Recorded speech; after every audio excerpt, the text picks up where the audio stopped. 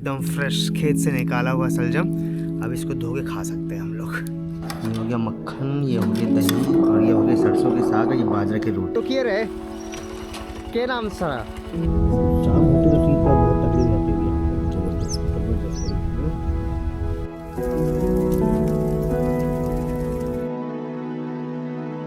देसी खाना जो है हमारा देश का हरियाणा। राम राम भाई सारियाने। शहर की भीड़ भाड़ और इस भाग दौड़ से दूर आज थारा भाई हमने लेकर आया है गामा की उन गलियों में जहां सुकून बसता है। आज चूल्हे की आग होगी, हाथों में बाजरे की रोटी और ऊपर नूना घी। आज खेत की मेड़ पर बैठेंगे, ताजे शलजम उखाड़ेंगे और देखेंगे हरियाणा का असली ठाठ। तो थाम लो कलेजा, क्योंकि आज का नज़ारा होने वाला है कतई एंडी। स्वागत है आप सबका यात्रा विद प्रिंस में। हम निकल पड़े हैं हरियाणा के एक गांव की ओर। गांव जाते वक्त मिलता है बीच में एक सब्जी मंडी और यहाँ की इन ताज़ी सब्जियों को देखकर दिल खुश हो गया। क्या ले रहे हो सब्जी? सर सब्जी मंडी में फ्रेश सब्जियां आई हुई है। यहाँ पर इतनी बड़ी मंडी में रखी है तो पूरी।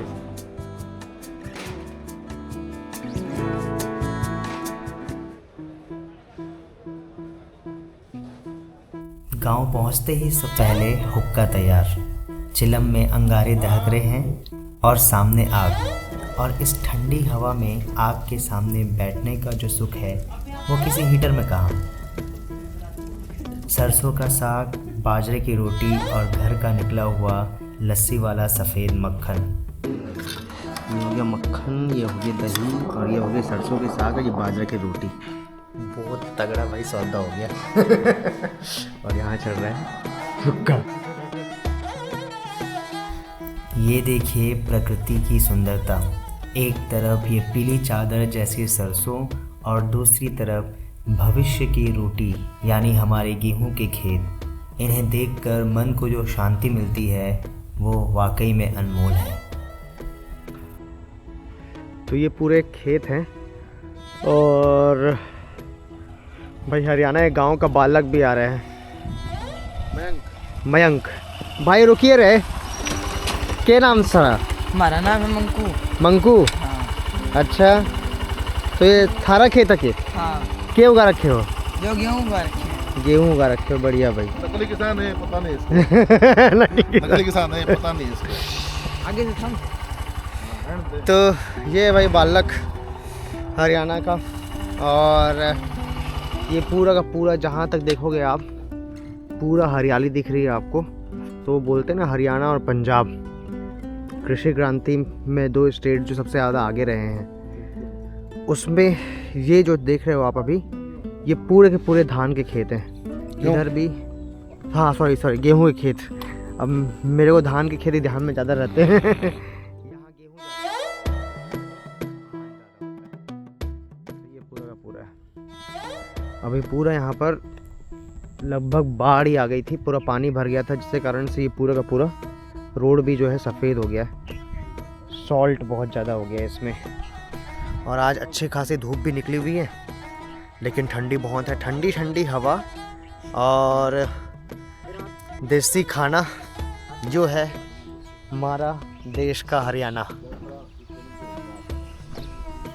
इस बार बारिश ज़्यादा होने के कारण से कुछ खेत पानी से भरे हुए हैं। और देखिए ये पक्षी कैसे मस्ती से घूम रहे हैं।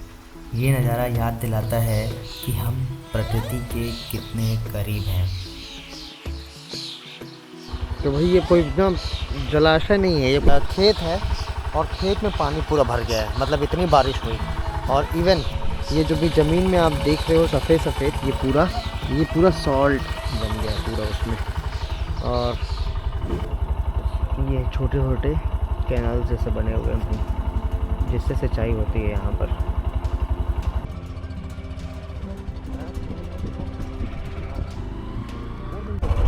भाई ये देखो नील गाय पूरा फसल में घुस गई भाई। ये क्रॉप फील्ड में भाई किस्मत का नहीं, आप खुद भी जाओ मंगो पड़ो पर। भाई बहुत ही बड़ी होती नील गाय। ये देखो भाई पूरा अभी सलजम निकाल रहे हैं। ये देखो, ताज़ा एकदम फ्रेश खेत से निकाला हुआ सलजम। अब इसको धो के खा सकते हैं हम लोग, पूरा देसी तरीका में। तो ये है भाई, और ये देखो आप साइड में सरसों की भी है। यहीं सरसों तोड़ो और सरसों की साग, सरसों के साग बढ़िया मस्त, जो हमने खाई आज। था ना मस्त साग। गजब का। अरे के बात तो छोरे। ये देखो कतई ताजे शलजम, इसे कहते हैं जमीन से जुड़ना। मिट्टी झाड़ी और यहीं बैठ के खा लिया, यही तो है गांव का असली स्वाद।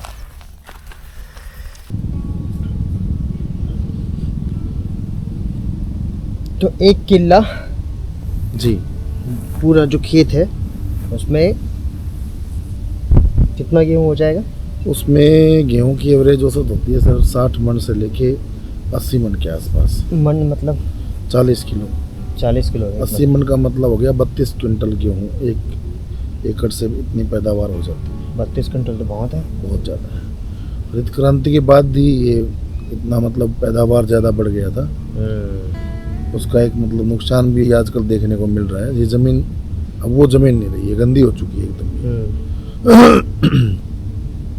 Access of everything is bad. तो दबा के फर्टिलाइज़र, दबा के हाई यील्ड वैरायटी वाले सीड्स का यूज़ किया गया। हाँ।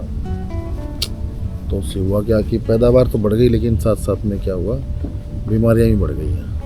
कैसे पता चला पकी? एक्स्ट्रा वाइट मिलेगी अंदर से। अच्छा, पहले वाइट में मतलब जाएगा। ये पकी हुई बीच में से देखिए, फाइबर टाइप फोक हो जाता है। अच्छा हाँ, जो जड़ें ना बहुत मोटी, जैसे मूली में हो जाता है। जड़ें जब मोटी रहती हैं तो हम लोग पकने निशान नहीं होती है।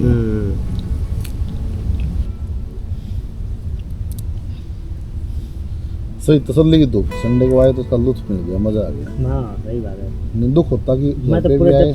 जब से आया हूँ मैं धूप देखा ही नहीं है। अभी देख रहा हूँ बस खुली हुई धूप पूरी। और इस टाइम थोड़ी बहुत होती है, उस टाइम क्लास में होते हो आप। हाँ क्लास में रहता हूँ, पता नहीं चल पाता। जब निकलते हो तब ठंडी हवा, धूप का फायदा ही नहीं है। शीतलहर चलने लगती है। अब क्या थोड़ा सा ना यहाँ पर थोड़ा सा मतलब एक किस्म से मान लीजिए बैरियर है। हाँ अभी उतनी हवा लग नहीं रही है, जमीन के पास बैठे हैं ना अभी। जैसे ही हम खड़े होंगे तो फिर वही हवा शीतलहर वही शाम होते तो शीतलहर बहुत तगड़ी हो जाती होगी यहाँ पर। जबरदस्त। शाम को ठंड लगेगी।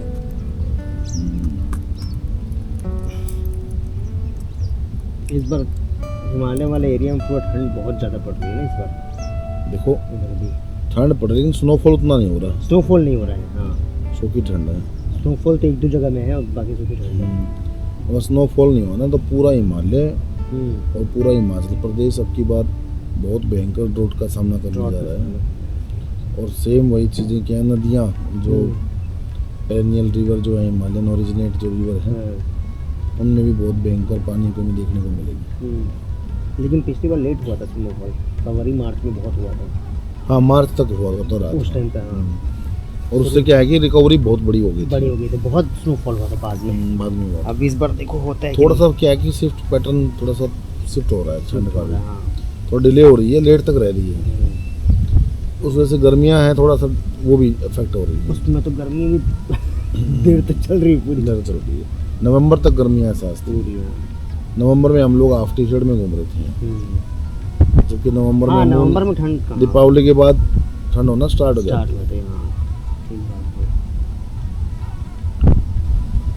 है। सबसे उदासीन महीने होते हैं सर ये जो नवंबर दिसंबर जनवरी होते हैं ना। उदासीन इन द सेंस कि मतलब इसमें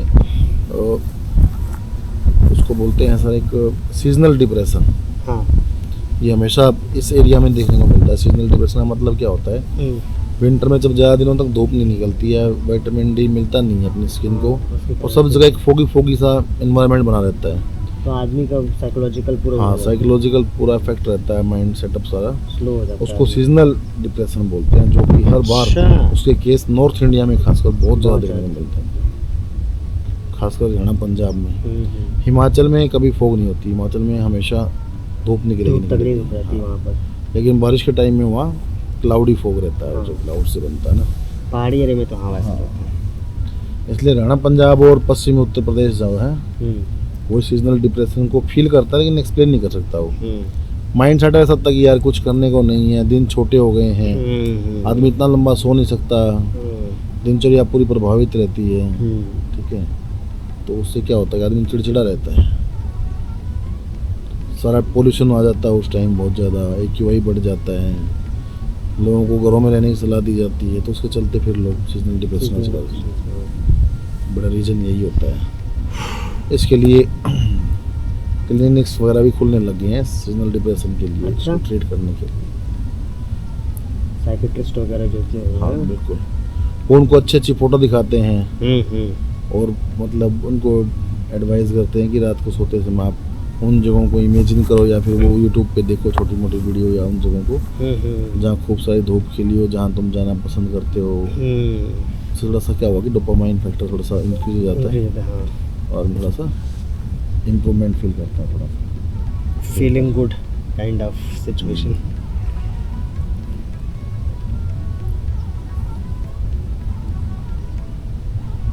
पक्षियों की आवाज़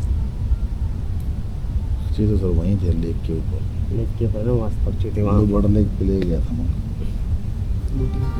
बोटिंग बंद हो गई है। वही तो मुझे पहली बार पता लगा, मैं 3 दिन बाद गया था। दोस्तों, गांव की ज़िंदगी हमें रुकना सिखाती है। यहाँ की बातें, यहाँ का खाना और यहाँ के लोग ही असली भारत की पहचान है। आज का दिन बहुत सुकून भरा रहा। अगर आपको ये वीडियो पसंद आया हो तो अपनी गांव की यादें कमेंट्स में ज़रूर शेयर करें और सब्सक्राइब करना ना भूलें। जय जवान, जय किसान।